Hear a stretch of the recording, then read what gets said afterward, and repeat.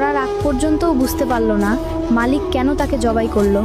আগের রাতে সে সারাদিন মাঠে কাজ করে ফিরেছিল। ক্লান্তিতে তার শরীর ভেঙে পড়ছিল। হাঁপাতে হাঁপাতে সে পাশের কুকুরকে বলল, আজ খুব ক্লান্ত লাগছে, ইচ্ছে করছে একদিন একটু বিশ্রাম নিই। কুকুর কথাটা ভেড়াকে বলল, গরু নাকি আর কাজ করতে চায় না। ভেড়া গাধাকে বলল, গরু বলেছে মালিক তার সঙ্গে ভালো ব্যবহার করে না, সে কাজ ছেড়ে দিতে চায়। গাধা ঘোড়াকে বলল, গরু নাকি বিদ্রোহ করতে যাচ্ছে, গরু আর কাজ করবে না।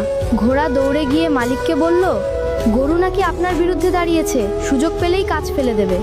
পরদিন মালিক সিদ্ধান্ত নিল এমন গরু রাখার কোনো দরকার নেই।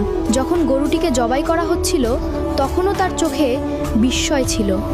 তার সর্বনাশের কারণ ছিল ভুল মানুষের কাছে বলা একটি সরল মনের কথা। এই গল্প আমাদের একটি গুরুত্বপূর্ণ শিক্ষা দেয়।